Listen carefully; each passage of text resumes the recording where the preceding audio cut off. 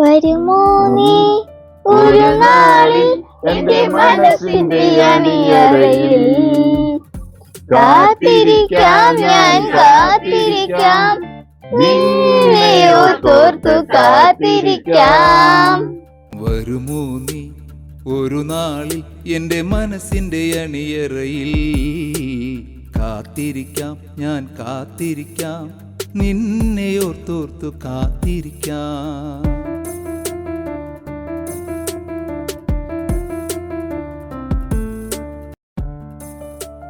നമസ്കാരം. ഒരു കലാകുടുംബത്തോടൊപ്പം ഞാനുള്ളത് കരിമ്പ കുളങ്ങാട്ടിൽ ആൻ്റണി ചേട്ടൻ്റെ വീട്ടിലാണ്. ഇദ്ദേഹവും ഭാര്യയും മക്കളും ഒന്നിച്ചാണ് പല കലാപ്രവർത്തനങ്ങളും നടത്തുന്നത്. പല ചെറുചിത്രങ്ങളും ഇദ്ദേഹം നിർമ്മിച്ചിട്ടുണ്ട്. അതുപോലെ തന്നെ സോഷ്യൽ മീഡിയയിൽ അനുകരണ ചിത്രങ്ങൾ ധാരാളം ഇറക്കിയിട്ടുണ്ട്. അതുപോലെ തന്നെ സംഗീത ആൽബങ്ങൾ ഇറക്കിയിട്ടുണ്ട്. സിനിമയാണ് അദ്ദേഹത്തിൻ്റെ പാഷൻ. അതോടൊപ്പം തന്നെ ഈ സിനിമാ പാഷന് മുന്നായിട്ട് വീട്ടിൽ വെച്ച് പല പല കലാസംരംഭങ്ങൾ ചെയ്യുമ്പോഴും അതിലെല്ലാം അഭിനേതാക്കളായിട്ട് ചെയ്യുന്നത് ഭാര്യയും മക്കളും ഒന്നിച്ചു ചേർന്നാണ്. അതുകൊണ്ട് തന്നെ നിസ്സംശയം നമുക്ക് പറയാം ഇതൊരു കലാകുടുംബമാണ്. എനിക്ക് സിനിമയെ പറ്റി കലയെ പറ്റി പറയുകയാണെങ്കിൽ, കല എന്ന് പറഞ്ഞാൽ എനിക്കൊന്നും അറിയില്ല. ഞാൻ സിനിമ കണ്ടിട്ട് 23 കൊല്ലമായി. എന്താ കാര്യം എന്ന് പറഞ്ഞാൽ എൻ്റെ കാലിൽ കമ്പിയാണ്. ഈ തിയേറ്ററിൽ പോയിട്ട് ഇങ്ങനെ കണ്ടിരിക്കുമ്പോൾ ആരെങ്കിലും വന്നാൽ ചവിട്ടും. അപ്പം ഞാൻ സ്വാഭാവികമായിട്ട് പോകാറില്ല. ഞാനിങ്ങനെ മൊബൈലിലെടുത്ത് ഓരോന്ന് കാണുമ്പോൾ അപ്പം എൻ്റെ മനസ്സിൽ നമുക്ക് എന്താ ചെയ്താൽ പറ്റില്ലേ, അങ്ങനെ 1-2 ചെയ്തപ്പോൾ എന്നെ കോമാളിയാക്കി പലരും പറഞ്ഞു. പക്ഷെ ഞാനതൊന്നും കാര്യമാക്കില്ല. അവരൊക്കെ നമ്പർ ഞാൻ നോട്ട് ചെയ്ത് ബ്ലോക്ക് ചെയ്തു. ഇപ്പോൾ അവർ ആൻ്റണി ഒന്ന് തുറക്ക്, ഞങ്ങളൊന്ന് കാണട്ടെ എന്നൊക്കെ പറഞ്ഞിട്ട് വരികയാണ്. അപ്പം സിനിമ നല്ല മെസ്സേജ് കൊടുക്കണ ഒരു 3 സിനിമയുടെ കഥ നമ്മൾ എഴുതി വെച്ചിട്ടുണ്ട്. 14ഓളം പാട്ടുകൾ നമ്മൾ പാടി മ്യൂസിക് ചെയ്ത് രചന ചെയ്ത് ഞാൻ തന്നെ വെച്ചിട്ടുണ്ട്. ഇത് പുതുമുഖങ്ങൾക്ക് പാടാനുള്ള ഒരു അവസരം കൊടുക്കുകയാണ്. ഇനി പാടുന്ന പാട്ടിൻ്റെയൊക്കെ ആൽബം നമ്മൾ ഇറക്കുകയും ചെയ്യും. അധികം വൈകാതെ 1-2 ക്യാമറമാനും സംവിധായകരും എന്നെ വിളിച്ചിട്ടുണ്ട്. ഞാൻ പോവുകയോ പോയില്ലെന്ന് അമ്മയ്ക്ക് വയ്യാതിരിക്കുകയാണ്. അത് നമ്മൾ സ്വന്തമായി ചെയ്യുമ്പോൾ നമ്മുടെ ഇഷ്ടത്തിന് പോകാമല്ലോ. മറ്റേത് അവർ പറയുമ്പോൾ അങ്ങനെ ഒരു ഇതിൽ നിൽക്കുകയാണ്. ഇപ്പം നമ്മൾ ആർജിച്ചാൽ, നമ്മൾ മനസ്സ് വെച്ചാൽ നമുക്ക് ആരും ആവാൻ കഴിയും. മനസ്സ് വയ്ക്കണം. ഒരു കോമാളിക്ക് എവിടെയെങ്കിലും എത്താൻ പറ്റുള്ളൂ. അത് കാരണം എനിക്ക് കോമാളിത്തരം കാട്ടാൻ ഒരു മടിയില്ല. അതാണ് എൻ്റെ ഇത്. ഇതെൻ്റെ ഭാര്യ ജോബി ആൻ്റണി. ഇതെൻ്റെ ചെറിയ മോള് അൽന ആൻ്റണി, 6ൽ പഠിക്കണം. ഇതെൻ്റെ 3ാമത്തെ മോള് അമല ആൻ്റണി, 9ൽ പഠിക്കണം. ഇതെൻ്റെ വായാടിയായ പെണ്ണാണ് അൽഫോൺസ, അവൾ 10ൽ പഠിക്കണം. അലക്സ് ആൻ്റണി, അവൻ നമ്മൾ വീഡിയോ ആനിമേഷന് പോയിക്കും. അപ്പോൾ അതും കൂടി വന്നു കഴിഞ്ഞാൽ നമുക്കൊരു സിനിമയെ പറ്റി എല്ലാം സ്വന്തമായിട്ട്, ഒരാളുടെയും സാന്നിധ്യം ഇല്ലാതെ സ്വന്തമായിട്ട് ചെയ്യാനുള്ള ഒരു, നമുക്ക് എന്ത് ചെയ്യാന്ന് നമ്മളാ തീരുമാനിക്കണം. നമ്മളിപ്പോ ഒരു കാര്യത്തിൽ തോറ്റാൽ ഇങ്ങനെ തോക്കാൻ പാടില്ല, പരിശ്രമിച്ച വിജയം കണ്ടെത്തുമെന്ന് എപ്പോഴും പപ്പ പറയുന്നതാണ്.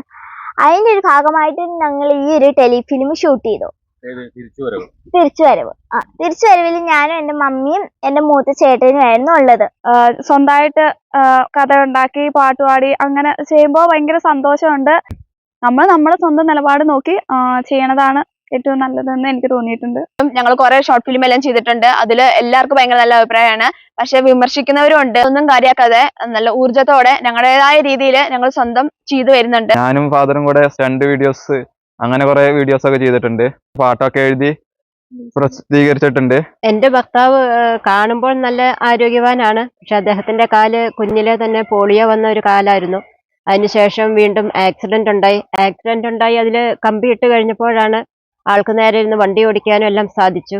പിന്നെ ആള് എപ്പോഴും ഒരു നല്ല രീതിയിൽ, അതായത് സമയം വെറുതെ വേസ്റ്റ് ആക്കി കളയാതെ അവനവന് പറ്റാവുന്ന രീതിയിൽ ഒന്നുകിൽ പറമ്പിൽ എന്തെങ്കിലും കൃഷിയായിട്ട്, അല്ലെങ്കിൽ മറ്റ് പെയിന്റിങ്ങോ, അല്ലെങ്കിൽ വേറെ എന്തെങ്കിലും ഒരു പണികളായിട്ട്, അല്ലെങ്കിൽ കഥകളുടെ എഴുത്തോ, അല്ലെങ്കിൽ പാട്ട് എഴുതോ, അങ്ങനെ ഏതെങ്കിലും രീതിയിൽ ഒരു ജോലി ചെയ്തുകൊണ്ടിരിക്കുക. അത് ഞങ്ങളെയും അതിനായിട്ട് ഒരു പ്രോത്സാഹിപ്പിക്കുക. വെറുതെ സമയം വേസ്റ്റ് ആക്കി കളയാതെ ഉള്ള സമയം ഉപകാരപ്രദമാക്കി നല്ല രീതിയിൽ ജീവിക്കുക എന്നുള്ളതാണ് ആളുടെ ഒരു കാഴ്ചപ്പാട്. ഭാര്യ മക്കളെയും കൂടി കൊണ്ടൊന്ന് അഭിനയിപ്പിച്ചു കൊണ്ടുവരിക എന്ന് പറഞ്ഞാൽ ചില്ലറ കാര്യമൊന്നുമല്ലോ.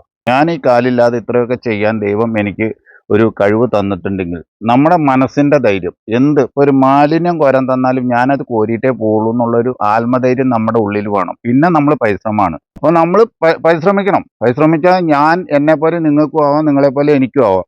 10 എത്ര പ്രാവശ്യം എഴുതിയെന്ന് ആരും ചോദിക്കില്ല, 10 ജയിച്ചോന്നല്ലേ ചോദിക്കുള്ളൂ.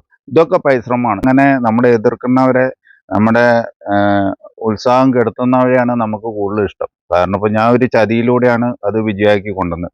എന്നെ കൊണ്ട ചതി അവിടുന്ന് നമ്മൾ തോറ്റു പിന്മാറുക, വിമർശിക്കണം. അപ്പോഴാണ് നമുക്ക് എന്തും, ഒരു കടയാണെങ്കിലും ഒരു എതിർപ്പാണെങ്കിലും ആരും നമ്മളെ എതിർക്കാൻ വരുമ്പോഴാണ് നമുക്ക് ശക്തി കിട്ടുള്ളൂ.